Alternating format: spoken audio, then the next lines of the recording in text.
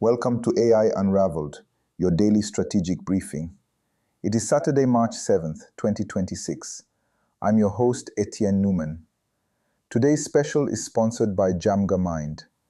If you want to skip the ads and get straight to the intelligence, click the link in our show notes for our premium DjamgaMind feed. We've just lived through the most consequential week for AI hardware and software in years. For the first time, the machines aren't just faster, they are more qualified to use a computer than the average human. Today, we are unraveling the sovereign desktop. We're looking at how Apple and OpenAI have teamed up to put an agentic workforce in every backpack, and why the government is terrified of what happens next. Let's dive in. Before we dive into today's deep dive, a quick note for the brands listening. If you are trying to reach the architects of the AI revolution, not just the tourists, but the technical leaders actually building the stack, we are opening up limited partnership spots for Q1. See how we can simulate your product for the technical buyer at jamgamind.com/partners. Welcome to a special edition of the show. Today is Saturday, March 7th, 2026. For this deep dive, we're stepping into our roles as your AI sovereign analysts for an exclusive AI Unraveled special. That's right. We've got a foundational piece of research on the table today. It's titled The Sovereign Desktop, AI's Great Decoupling. And we are inviting you right now into this technical analysis. It's a heavy one today, so grab a coffee. Exactly, because if you've been paying any attention to the markets, the tech sector, or honestly, even the geopolitical landscape over the past 7 days, you know that the fundamental architecture of the internet just shifted. Massively. The events spanning March 1st through today, they represent a terminal inflection point in global tech infrastructure. And the central thesis we're exploring today is straightforward. But the downstream effects touch literally everything. The cloud monopoly is dead. It really is a complete architectural pivot. And I think the velocity of this shift over just 1 week is what makes this deep dive so critical for you to understand. Think about how we've operated for the last 4 years. Enterprise AI has been completely tethered to the cloud. It acted as this passive oracle. You ask a question, you wait for the answer. Exactly.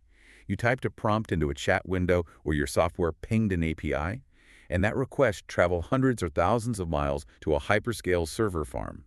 The servers processed your data, computed the answer, and sent it back. But the research we're analyzing today outlines a synchronized convergence that breaks that model entirely. We're looking at a simultaneous explosion across 4 distinct areas. Yeah, 4 pillars. First, hardware commoditization, specifically with Apple's aggressive new pricing strategy. Second, a massive breakthrough in software autonomy with the release of GPT 5.4. Huge. Third, this macroeconomic phenomenon they're calling the silent freeze that's hitting the labor market. And finally, a highly controversial geopolitical and legislative fallout in Washington. The center of gravity has officially relocated from the massive centralized data center directly to your local sovereign edge device. Okay, let's unpack this, starting with the silicon shift. Because you can't have sovereign autonomous AI without the physical hardware sitting on your desk to run it locally. You need the raw metal. You do. And this week, Apple made a move that essentially attempts to rewrite the economics of the entire laptop industry. On March 4th, they launched the MacBook Neo. Now, this is an entry-level unibody aluminum laptop, and they priced it at $599. Which is already wild for Apple. Right. And if you're buying it for education, it drops to $499. But what's genuinely surprising here isn't just the price tag. Apple did something completely out of character for their Mac lineup. They bypassed their desktop M-series silicon entirely. They just skipped it. Skipped it completely. Instead, they took the mobile A18 Pro chip, the exact same architecture originally designed for the iPhone 16 Pro, and they dropped it straight into a laptop chassis. Now you track silicon supply chains closer than anyone. What makes the A18 Pro chip the actual difference maker here, especially when Apple has tried budget entry points in the past and honestly failed to capture the broader enterprise market? Yeah, the engineering behind this specific decision is just a fascinating study in both supply chain optimization and ecosystem capture. To understand why this is different from their past budget attempts, we really have to look under the hood at the 3-nanometer TSMC architecture of the A18 Pro. Let's get into the weeds. When we say 3-nanometer, we're talking about the physical size of the transistors on the chip. The smaller the transistor, the more you can physically pack into the exact same space. which means more power and significantly less battery drain. The A18 Pro is phenomenally efficient. It uses a 6-core CPU arranged in what the industry calls a big little configuration. Just to pause on that for a second, for anyone who hasn't built a computer from scratch, big little basically means dividing the labor, right? Like having a team of heavy lifters for the hard jobs and a team of sprinters for the light jobs.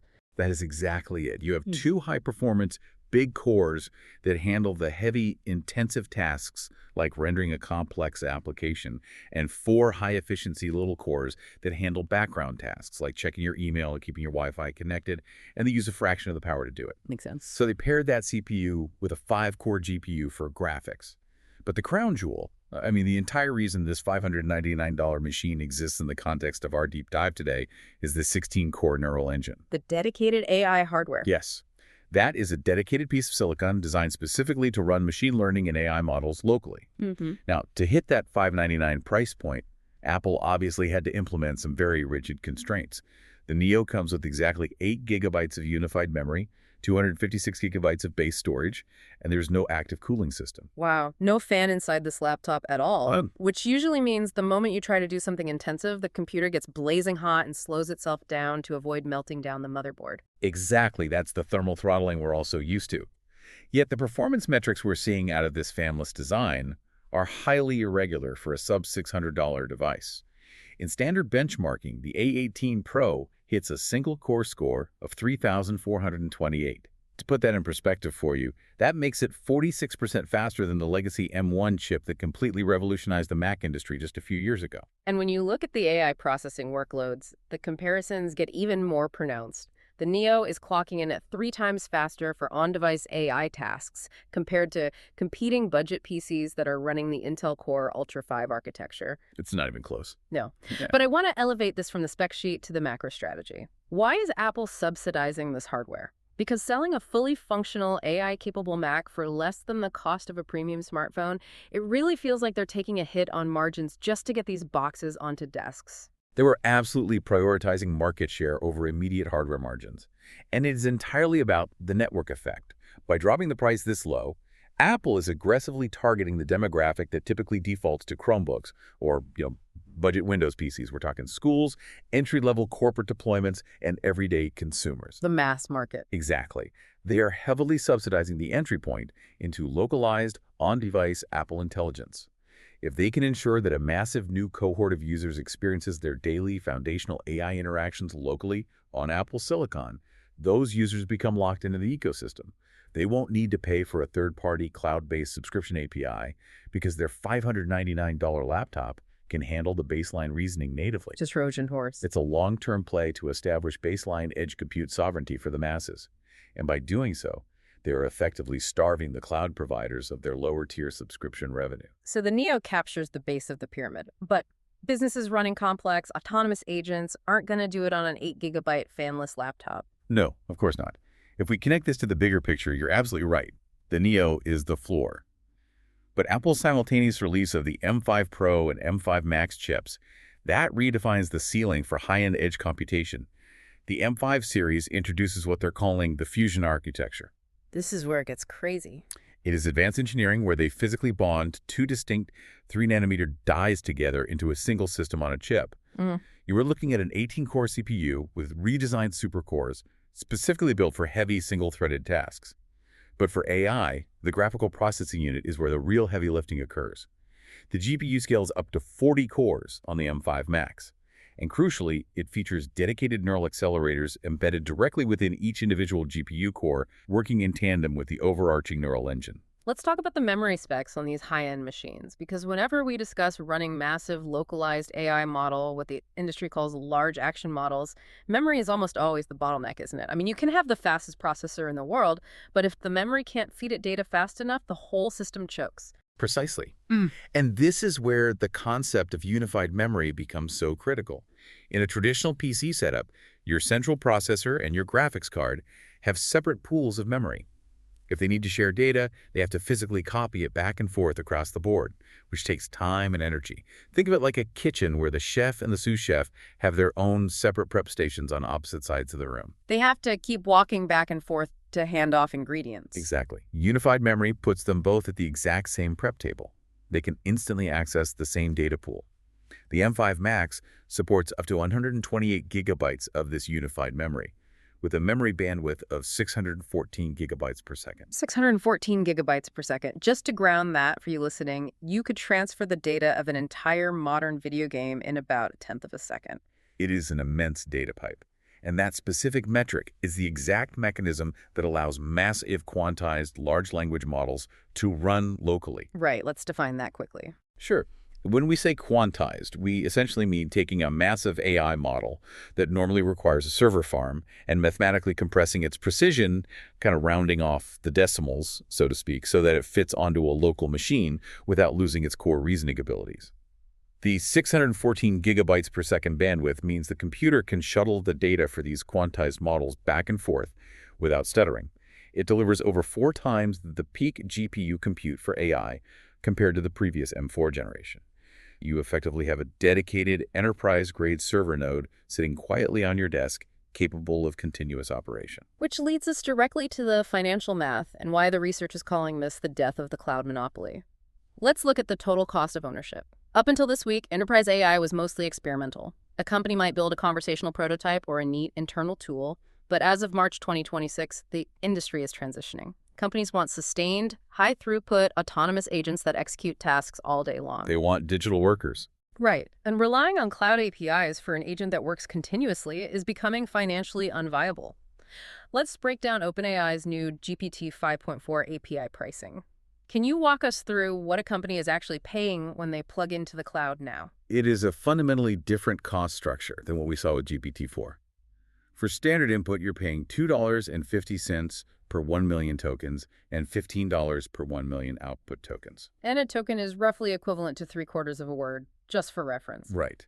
But if your enterprise requires the GPT 5.4 Pro tier for complex reasoning, which you absolutely need if you're asking the AI to navigate software or analyze deep financials, the costs leap significantly.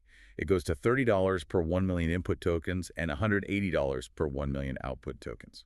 $30 just to read the prompt, and $180 to generate the answer. To put that in perspective, if I have an AI agent reading documents and clicking around a screen all day, how fast am I burning through 1 million tokens? Incredibly fast, especially when you factor in OpenAI's new nonlinear pricing model, which the industry is now calling the long context surcharge. Oh, right, the surcharge. Yeah.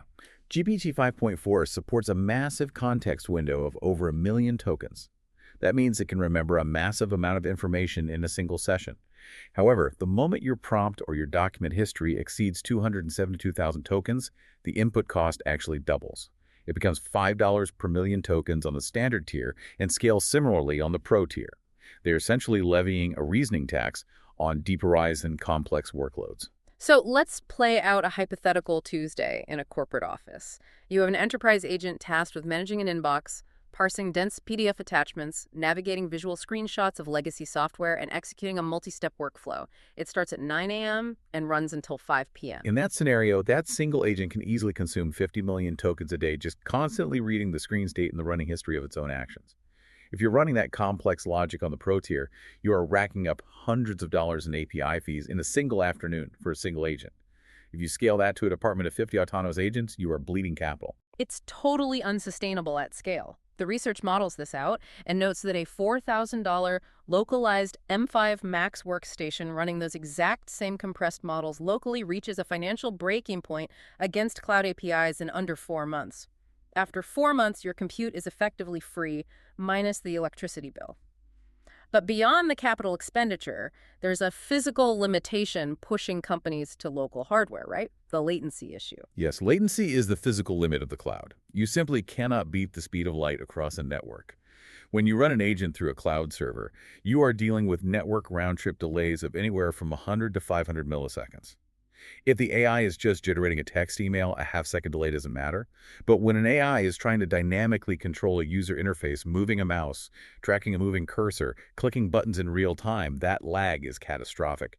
The interface state might change before the cloud's command even reaches the local computer. It's like trying to play a fast-paced video game on a terrible internet connection. By the time you press jump, your character has already fallen off the cliff. Exactly, it just doesn't work. Right.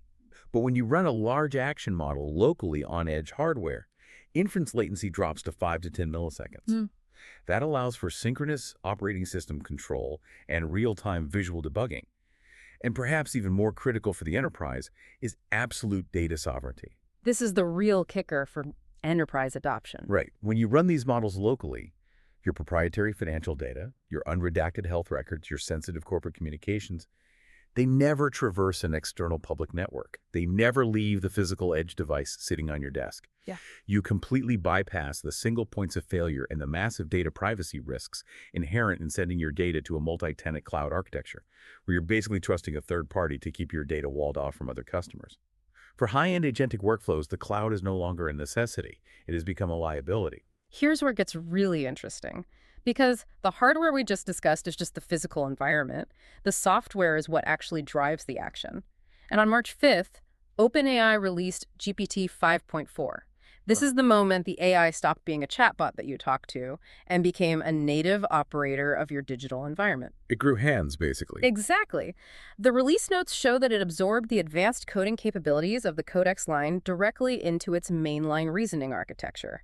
It is the first general-purpose frontier model to feature native, built-in computer use. To really understand the magnitude of what that means, we need to look at the OSWorld verified benchmark. In the AI research community, this has quickly become the absolute gold standard evaluation. It tests the system's ability to natively navigate a standard desktop operating system. Crucially, it does not use special backend APIs or clean data feeds. It doesn't cheat. It doesn't cheat. It relies solely on taking raw visual screenshots to perceive the graphical user interface.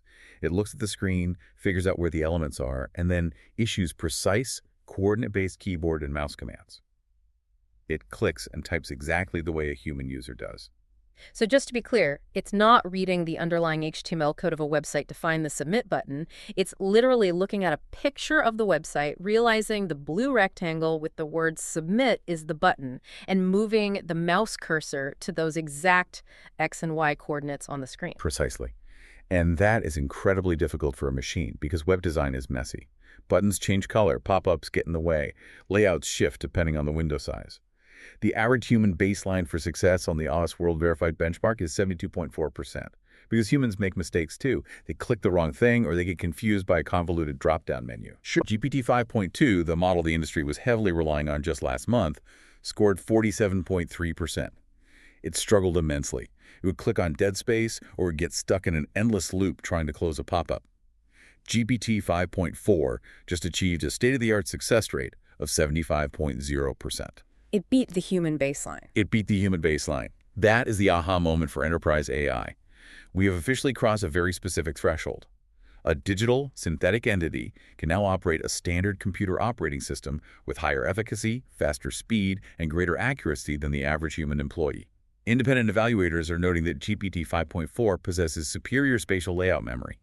It retains the exact pixel locations of interface elements across workflows that span hundreds of actions. It doesn't get confused by cluttered screens, and it rarely executes hallucinated clicks. The research provides a real-world deployment example that perfectly illustrates this, and I think is brilliant. They deployed the agent across 30,000 dense, poorly optimized legacy property tax portals. Oh, the worst websites on the internet. Exactly. These are local county government websites built 20 years ago, full of broken links and weird, counterintuitive navigation structures. Trying to navigate just one of these portals is enough to make a human employee quit in sheer frustration. And yet, across 30,000 of them, GPT 5.4 achieved a 95% first attempt success rate. Didn't just click around blindly hoping to find the right page. It visually debugged the portals using Playwright code. Explain Playwright quickly. Playwright is an automation framework typically used by developers to test web applications. The agent dynamically wrote its own scripts to interact with the page, checked the visual output for off-by-1 pixel errors, adjusted its coordinates on the fly, and iterated flawlessly until the task was complete. So it's effectively acting as its own IT support while it works, but what does that translate to in terms of actual economic value? Because it's one thing to navigate a clunky website. It's another to produce work that someone will actually pay money for. That's where the GDP-Val benchmark comes in. It assesses the actual economic utility of the work product these agents output across 44 professional occupations that drive U.S. GDP. We're talking about complex, high-value deliverables here. Multi-tab financial models, dense legal briefs, intricate manufacturing diagrams. How did it perform when matched against human professionals? The results require a fundamental recalibration of how we value knowledge work. GPT 5.4 matched or exceeded the performance of seasoned industry professionals in 83.0% of all measured comparisons. Let's look at specific sectors because the breakdown is staggering. In investment banking spreadsheet modeling, which requires pulling historical data, projecting future revenues, and balancing complex formulas across multiple interconnected tabs, it hit an 87.3% success rate. On the big law bench, which tests dense legal reasoning, case citation, and contract analysis, it scored 91%. And on the Urod benchmark, where the model analyzes expert-validated medical radiology cases, it reached an astonishing 92.2%. So, if I'm understanding this correctly, the threshold for reliable, unsupervised white-collar execution has been permanently crossed. You no longer need a human junior analyst to copy text from a chat window, format it, and paste it into a spreadsheet. That intermediary human layer is eliminated. The sovereign agent is granted direct access to the raw Excel file via the operating system. It interprets the fiscal data independently, constructs the model, runs the projections, and outputs a finalized presentation deck without any human intervention whatsoever. In fact, the human evaluators in the study preferred the slide decks generated by GPT 5.4 over previous software versions 68% of the time, simply due to superior aesthetic layout and narrative flow. It just makes prettier, more logical slides. And this completely shatters a theory that has been floating around tech circles for the last year. There was this pervasive idea of a wall. The theory was that we were going to hit a plateau where throwing more compute power and more training data at these models would result in diminishing returns. The models would just stop getting smarter.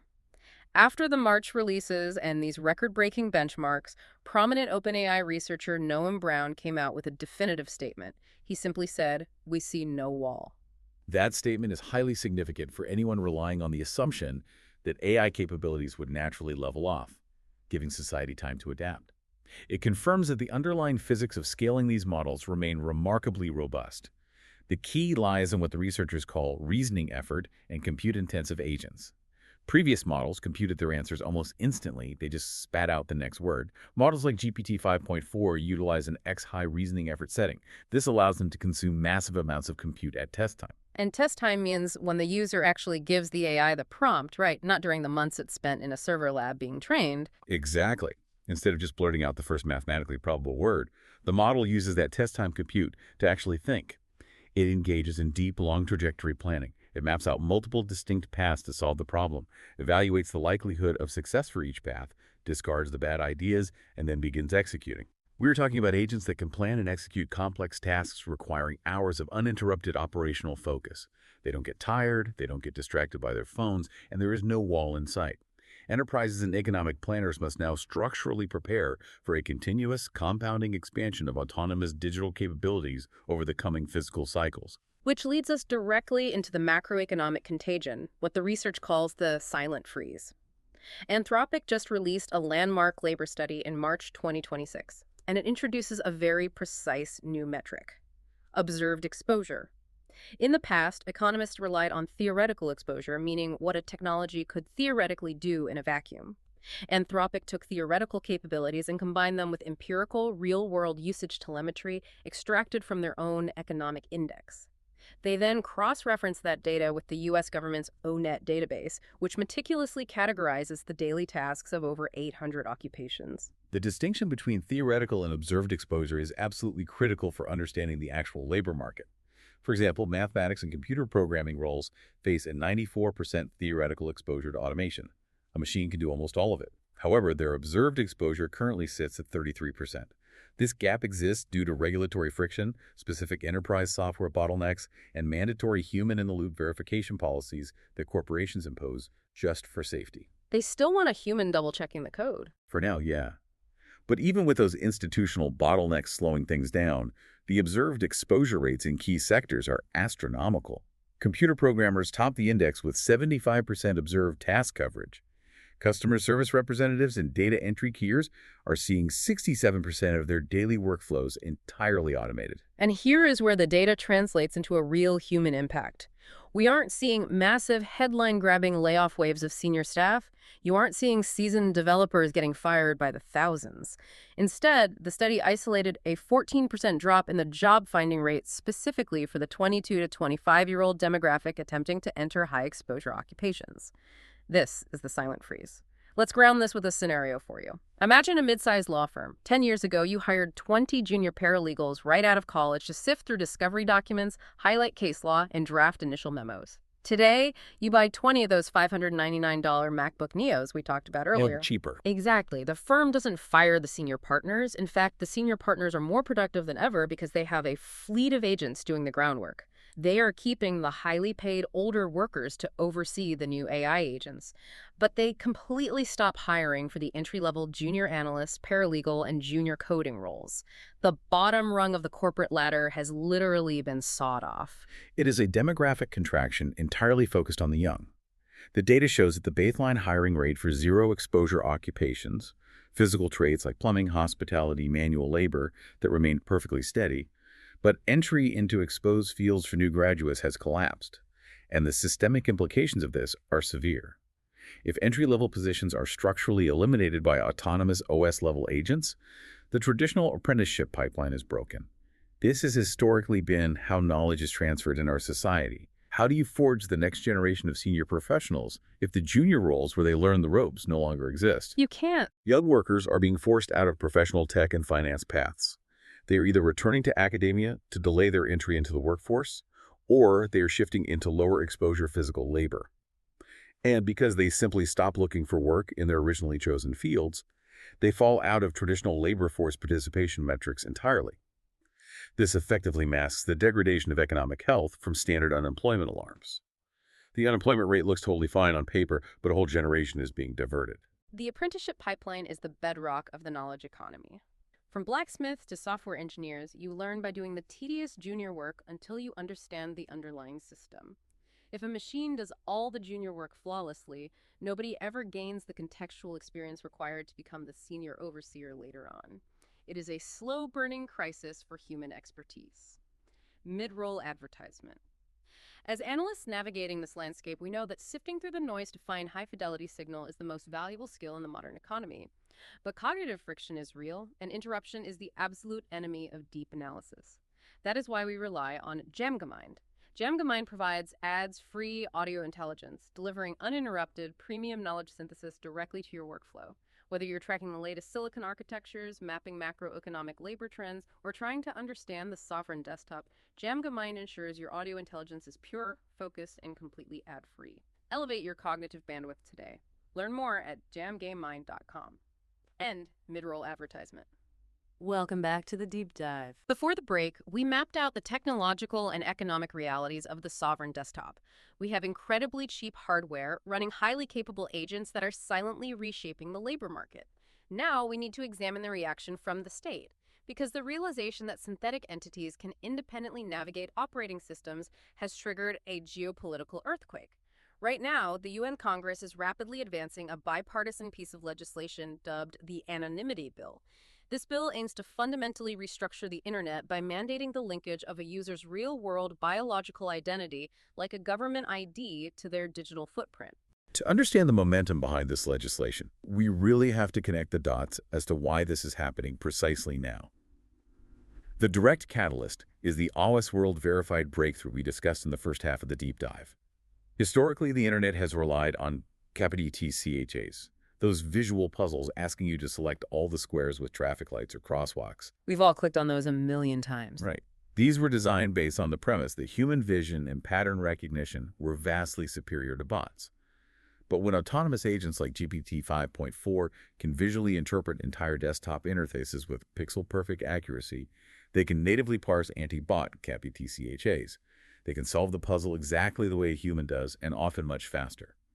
Because of this, traditional programmatic methods of distinguishing bot traffic from human traffic have completely collapsed. Autonomous agents can now register accounts, navigate complex multi-factor verification flows, write their own code, and distribute hyper-targeted narratives at an industrial scale, entirely undetected by legacy security systems. This raises an important question that is dominating the discourse. Is the Anonymity Bill a necessary security move to save the internet? Or is it an authoritarian power grab? Now, as analysts, we are remaining strictly objective here. We are not taking sides. But we must look at both perspectives outlined in the source material because the philosophical divide is profound. Let's start with the perspective of the state. Proponents of the bill argue that this legislation is a mandatory structural taxonomy. They argue that to prevent the entire digital ecosystem, social media, financial markets, public discourse from being subsumed by sovereign OS agents that can outpace human activity by orders of magnitude, we must build a verifiable perimeter around human digital agency. They're saying the internet is for humans. Exactly. The internet was built for humans, and if we cannot mathematically prove that a digital action was taken by a biological citizen, the integrity of the network collapses. It's about accountability at scale. Conversely, the critics fiercely argue that this represents the death of anonymity, a foundational principle of the early internet that protects dissidents, whistleblowers, and marginalized groups. They argue the bill establishes a permanent architectural framework for mass surveillance and censorship. By forcing real ID verification for all digital interaction, the state gains unprecedented centralized visibility into the private actions, searches, and communications of its citizens. The core debate centers on a brutal trade-off.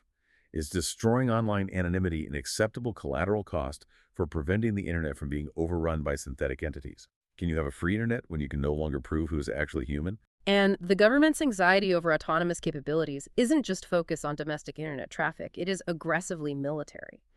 This brings us to the explosive events of March 5th regarding the Pentagon and Anthropic. The U.S. Department of Defense formally designated Anthropic the creator of the Claude AI models, which are direct competitors to OpenAI, as a supply chain risk to national security. Let's provide some context here for you. This is historically unprecedented. The supply chain risk label is typically a geopolitical weapon used against foreign adversaries. Think of the bans on Huawei telecommunications equipment to protect infrastructure from foreign espionage. It's a massive hammer. Right. Applying that specific legal designation to a leading Silicon Valley corporation, backed by billions of dollars from Amazon and Google, is a massive escalation of state power over commercial tech. The root of this conflict was a fundamental divergence in operational ethics. The Pentagon demanded unrestricted access to AI systems for what they broadly termed all lawful purposes. In practice, this included integrating the models into classified military networks for intelligence assessments, targeting analysis, and potential lethal operations. Anthropic drew a hard line. They steadfastly refused to lift their internal corporate safeguards, actively prohibiting the use of Claude for fully autonomous weapon systems or the mass domestic surveillance of civilians. In swift retaliation, Defense Secretary Pete Hegseth weaponized the supply chain designation. He mandated that all defense contractors formally certify they're not using Claude models anywhere in their stack, which triggered immediate disruption across the entire defense industrial base. The Pentagon effectively blacklisted them for maintaining those specific operational boundaries. But nature abhors a vacuum, and government contracts are lucrative. The void left by Anthropic was filled the exact same day. OpenAI immediately took the Pentagon contract, deploying its models across classified military networks to replace Claude. The internal fallout from this sequence of events was intense. Dario Amodei, the CEO of Anthropic, penned an internal memo that immediately leaked to the press. He excoriated OpenAI, accusing them of colluding with defense contractors to generate safety theater. He alleged that OpenAI's ethical guidelines were purely superficial constructs designed to pacify their employees and the public, while the company actively crossed the lethal and surveillance boundaries that Anthropic refused to breach. The turmoil wasn't just external either. Internally at OpenAI, the reaction was palpable. CEO Sam Altman addressed his staff, admitting that the rollout of the Pentagon contract was rushed and made the company look opportunistic. But the most critical admission from that meeting was structural. Altman explicitly told his engineering teams that they possessed zero operational control over how the models are deployed in the field by the military. None. Employees do not get to review the data, they do not get to audit the prompts, and they certainly do not get to weigh in on whether specific military strikes or intelligence operations are justified. This confirms a harsh reality of the sovereign desktop era. Once an autonomous system is handed over to a state military apparatus and run on their localized classified hardware, the commercial developer completely forfeits all control over the agent's actions. In the middle of all this heavy-handed federal consolidation, we really have to look at how the wider tech ecosystem reacted.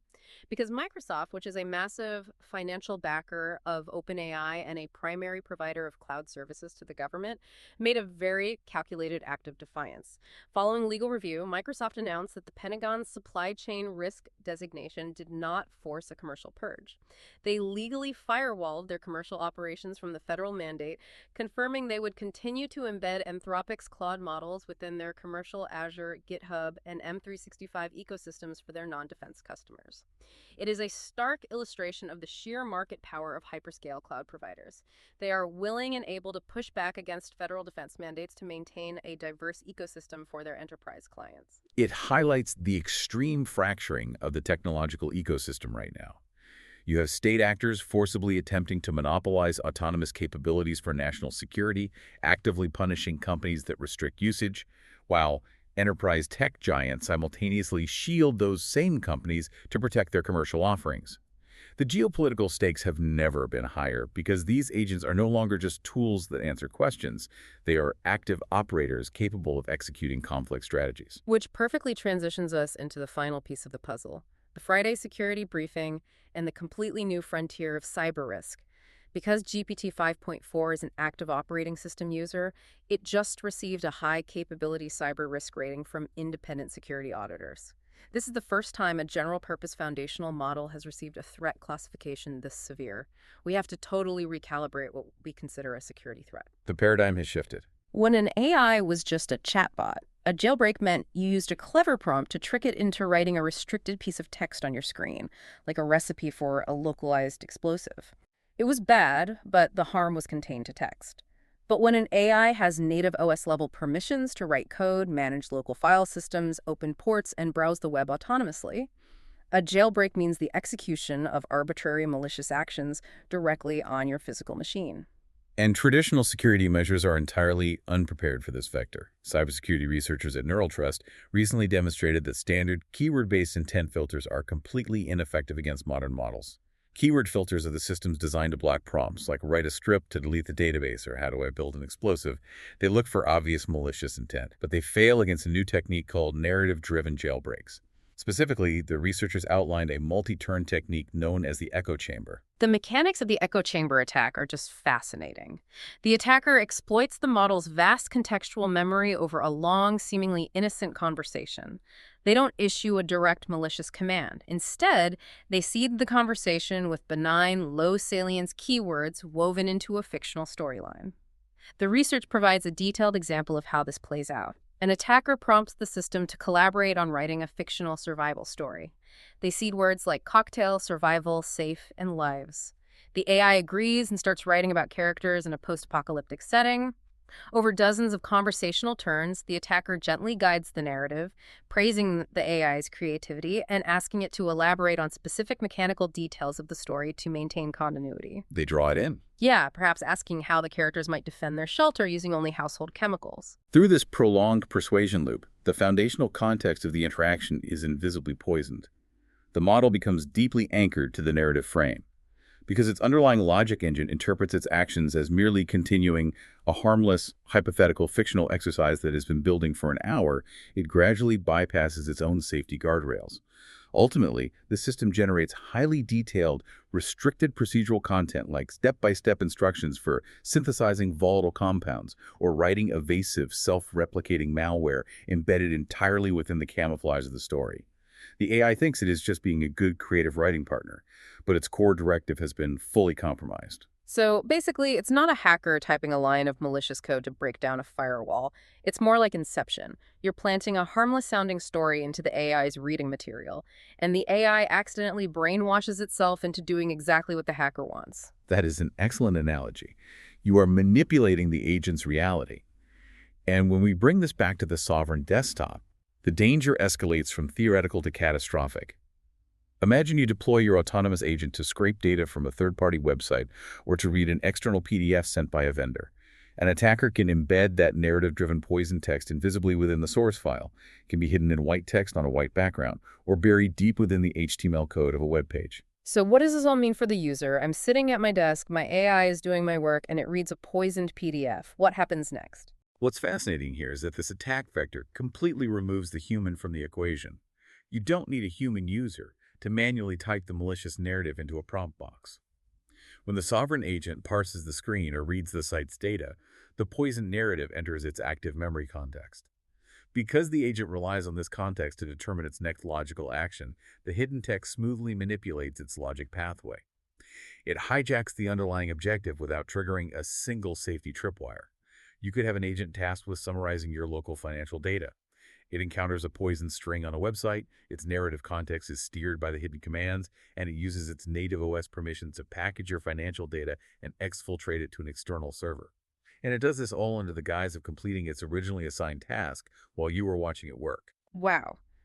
Enterprise security architectures must undergo a fundamental redesign to deal with this. You can't just put up a firewall to block bad traffic anymore. We have to move away from simple perimeter defense and prompt filtering. We have to shift toward internal cognitive monitoring of the agent's continuous context drift. We essentially have to secure the very thoughts of the operating system as it processes external information. As we synthesize everything we've unpacked today, the overarching theme of this research is undeniable: total integration. The experimental, novelty era of generative artificial intelligence is officially over. The sovereign desktop isn't just a trend, it is a permanent architectural pivot. We are moving away from centralized, cloud-dependent chat applications and accelerating toward decentralized, deeply embedded synthetic agency. Apple's hardware commoditization with the Neo forces adoption by making local execution economically vastly superior to exorbitant cloud APIs. GPT 5.4 has proven that AI is a highly competent native operator of digital interfaces, unbounded by any technological wall. And the downstream fallout is profound across every sector. Macroeconomically, we are witnessing a silent freeze, where corporations aggressively utilize AI to truncate the bottom of the labor pyramid, risking severe long-term structural deficits as young workers exit the professional pipeline. Geopolitically, the state is reacting with existential panic, pushing the anonymity bill to tether digital actions to biological reality, while simultaneously weaponizing supply chain designations to monopolize autonomous capabilities for national security. The great decoupling is complete. Strategic dominance over the next decade will not belong to the entities with the largest remote cloud instances. It will belong to the organizations and individuals who successfully command, secure, and deploy autonomous agents directly upon sovereign hardware. This directly impacts every single one of you listening. It changes your daily workflow, it dictates your future tech purchasing decisions, and it completely redefines the security of your proprietary data in an age of synthetic OS users. As we close out this special deep dive, I want to leave you with one final provocative thought that builds on everything we've discussed today. If the human apprenticeship pipeline is broken, meaning we have fewer human experts verifying the work, and if sovereign agents are entirely susceptible to invisible narrative context poisoning from external digital sources, what happens in exactly 3 years? What happens when your fully autonomous sovereign desktop agent has to negotiate a highly sensitive multi-million-dollar contract with another company's sovereign agent, and there isn't a single human in the loop to realize that both of their underlying narratives have been hijacked by a third party? That is the ultimate vulnerability of total integration. Thank you for joining us on this AI Unraveled special. Keep your sovereign hardware close and your context clean. That concludes our special report on the sovereign desktop. The signal for this week is hardware-integrated autonomy. The era of the web-based chatbot is a relic of 2025. In 2026, the desktop is the new frontier. This episode was made possible by DjamgaMind. If you found this weekend deep dive valuable, but want to skip the ads next time, join our premium DjamgaMind ads-free feed on Apple Podcasts. I'm Etienne Numan. Until Monday, keep unraveling the future. And before you go, if your company is building the tools that power the workflows we talked about today, I'd love to showcase them to this audience. We don't just run ads, we build technical simulations that prove your value. Let's build something together. Visit jamgamind.com/partners to get started. Until next time, keep building.